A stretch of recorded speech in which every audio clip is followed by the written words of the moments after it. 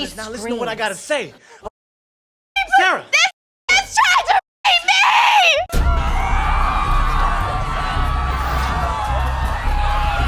Okay, so today's lesson is about Black Wall Street. Come on out, boy. Okay, class. Let's exit in orderly fashion. Come on.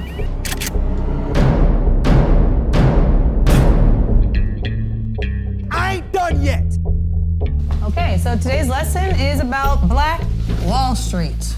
Watch now on Tranquil. Want a live interview with Viral Hip Hop News? Email me, Sam Ant, at dlsmediainc1@gmail.com.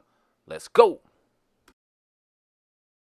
Let's talk about Fat Joe, man. Oh. Now, he was on Matt Hoffa a couple days ago, and shout out to that podcast, but he had some things to say about FBAs in particular, Tariq Nasheed, Lord Jamar. I don't know if he mentioned him by name, but he went and said some pretty disrespectful things to a lot of people, and a lot of people were very upset about it, but we want to get your thoughts on what Fat Joe, the whole interaction. Go ahead, do your thing. The whole interaction between Fat Joe and the Matt Hoffa podcast. Oh, man.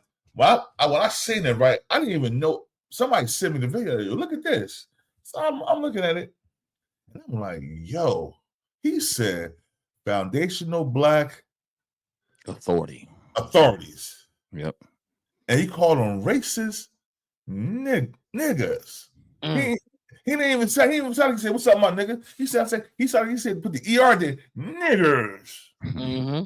And then when he said about Lord Jamal, said Lord Jamal was the wackest member of a legendary group. He said that? Yeah, bro. He said Lord Jamal is the wackest member of the legendary group, Brand Nubian. And a lot of people might not agree with me, but I thought Lord Jamal was better than Sadalexamy. Grand Poo was my favorite. Then it was Lord Jamal. Then it was Sadalex. That was just me, though. You know what I mean? Mm. But I don't understand, Fat Joe. You mad because they telling you didn't build the culture. It's like this. I don't know if you seen when I did my show yesterday. It's like this. What I said, it's like we in my backyard. I'm throwing a cookout. I just tell you how to bring a dish. Right. You bring your little rice and beans, your little empanadas, all that stuff. You bring, that's a side dish, right? Yeah. This is my cookout. This is my party. So you go to work the next day and they say, yeah, man, I do a slamming party. You know what I mean? I'm the reason that party was hot. That's the same thing that the Latinos and the Jamaicans are saying about hip hop. Like, we invited y'all here to our party, and now you have to think that y'all running the party now. This is our cookout. Y'all just brought some dishes. Mm-hmm. That's how I feel about that. But I was more peeled off about that nobody in that platform stood up and protected their black culture, yo. They supposed to say something. You gotta say something, man. Because now you're looking like a puppet in the eyes of black men. And people ain't gonna watch that podcast like that no more. He was already losing numbers. Mm. But the last thing he did, he got all them subscribers but can't get over 30,000 views. Damn. Come on, man. I don't understand, man. But Fat Joe, he need to be checked. And who should have checked? Who should check him really? It's not Matt Hoffa. They should have checked him right there in that moment. Yeah. But Diamond D, Showbiz AG, Lord Finesse, they supposed to check him because they created that monster. By what, justifying what he said, pretty much? Yeah, you gotta check him. But y'all created this monster. So now y'all can't. Man, I don't understand, man. But what you think? What you think of the situation? You watched it, right? Yeah, we watched it. Before we go in on it, I want to ask you this though. In the beginning, hip hop. How old are you again? If you want to put your age out. I'll be 49 next month. All right, so you can speak on this. Yeah. Was it Jamaicans and Puerto Ricans? Did they have anything to do with the foundations of hip hop? Was they there? Was they just spectators? Were they watchers? Was they actually? Because that was the big argument. That's where everything started from. Yep. No. In your opinion. In my opinion, they came to the cookout late and brought their side dish. Okay. And they wanted to be a creator. You was a participator. You wasn't one of the creators. It was a participator. Hip hop go way back, longer than the early 80s and late 70s and stuff like that. Mm-hmm. It was people bebopping and hip hopping back in Detroit, Seattle, St. Louis, Chicago, New York, Jersey. You know, we had this already going on. So Yeah. it was already rap. They put a spin on it and start calling hip hop. I don't know what year they started calling hip hop before, because I knew it was rap for a long time. Right. I think when they start calling hip hop, like in the mid 80s. Probably. Hip. I'll say that. Hip hop. Around that time. Mm-hmm. So that's around the time they start calling hip hop, and by then the Puerto Ricans. Now, could they draw? Could they spray paint? Yeah. Could they break dance? Yeah. But I knew other break dancers and graffiti artists that was black that was way better than them.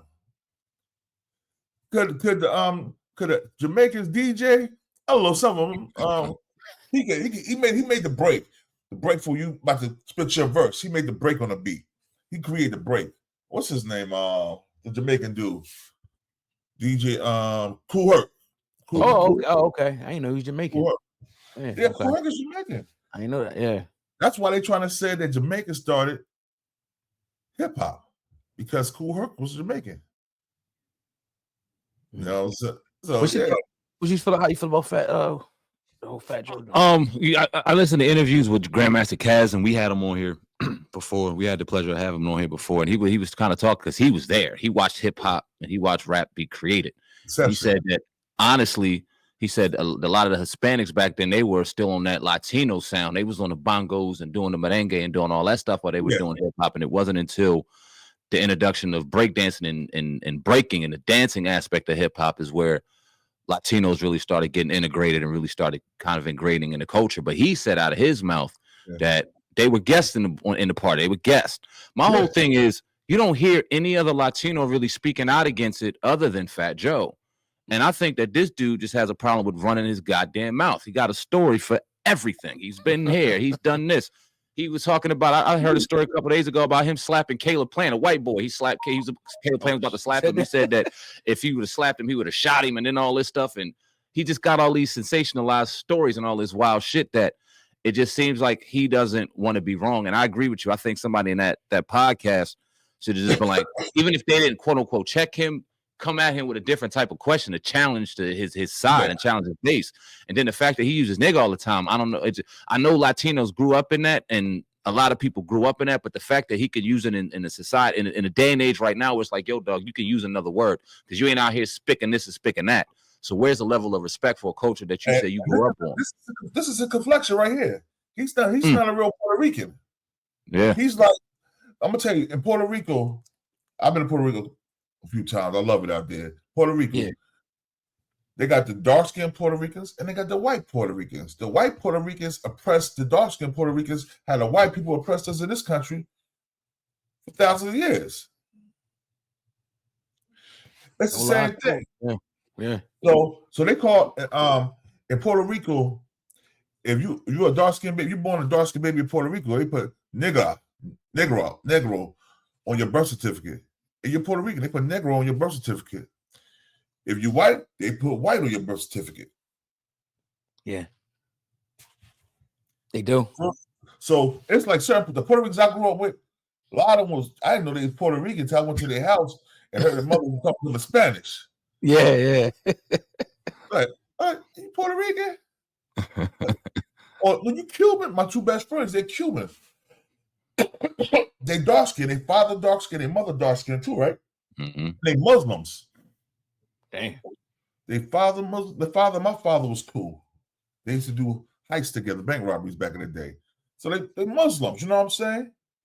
Nation of Islam, a Sunni Muslim. So it's like I could hear them saying it to me and I won't feel offended. But you got somebody like Fat Joe, who Charlie Rock already was telling me the stuff he used to say about black people. Cuba Link even mentioned it, stuff he said about black people. I interviewed him on my show. Wow. I'm like, he don't really like black people like that. He a little racist. Cuba was like, yeah. And then they had a producer on his other show. I don't want to mention the show name, but they had a producer up there. He's one of his old producers. And he thought the producer was Puerto Rican. So he started talking about black people to him, not knowing that he was a black man. Mm. That's how he found out Fat Joe was racist. So Fat Joe got a lot of racist tendencies. And I think the reason that Math Hoffa didn't say nothing about it is because Math Hoffa he's an islander. He is? Yeah, he's from Barbados, Barbados. Wow. I never So- knew that. You knew that? I found out watching that clip we watched earlier. Okay. To be perfectly honest with you, it said Caribbean. And I said, oh shit, I didn't know that. We're from Barbados. So Man.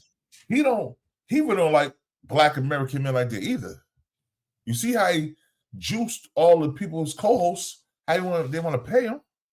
Mm. Because they don't respect him. They don't respect us. He's a failed battle rapper. Now he's about to be a failed podcaster because he keep letting things like this happen on his platform. So, you know what I'm saying? So they don't like the FBA. You know what I'm saying? FBA. I'm a black American. I'm a guy. I'm original. I don't call myself black, but I can say I'm FBA, but I'm original man. You know what I'm saying? The original man is the black man, making the owner cream of the planet Earth, father of civilization, God of the universe. That's who I am. So whatever name they give me don't matter. You know what I'm saying? But I do agree with the FBA stands for because they trying to get us what we don't have. We trying to get us our 40 acres of the mule back. You know what I'm saying? Mm-hmm. Our reparations. That's why they started using the name FBA Foundation. Black American. So we can have because part 7. I don't mean to say something. Busta Rhymes. Yeah. He's Jamaican. Busta Rhymes said the reason black Americans didn't start hip hop because they got no culture. Wow. And hold up, and this is the same man that's a part of 5% Nation of Gods of Earth that was created in America, Right. started in New York and then New Jersey, and went all over the world. And you're a 5%er, one big universal flag, all iced out, but you saying we don't got no culture. Nigga, you rocking our culture. What makes you think? What makes you think he said that though? Because that kind of surprised me too when that came from Busta Rhymes. And it's okay to be proud of your Jamaican culture, but that heritage is something that your parents and your grandparents brought here. Nigga, you was born in New York. Yeah. So like, how?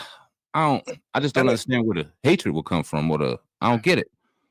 And you know the funny thing is, nobody knew Biggie was Jamaican till you heard his mother speaking on an interview after he got killed. Word. Because Biggie, he just thought he was born in America. He's a black man. Yeah. He's American. That's how he felt. That's how he felt. So you know what I'm saying? For Busta to say that, Busta been doing a lot of weird stuff the past 5 or 6 years, past 10 years anyway. And you know what I'm saying? I heard Rampage. All right. Rampage ex-wife. She lived in Jacksonville, Florida. I met her. You know what I'm saying? We was messing around for a minute. And she told me some things about Busta that wasn't quite flattering. You know what I'm saying? Especially you got knowledge of self. Mm. You know what I'm saying? Like, I already know. he liked them things. He liked like dabbling in different communities. Yeah. There you go. Heard that before.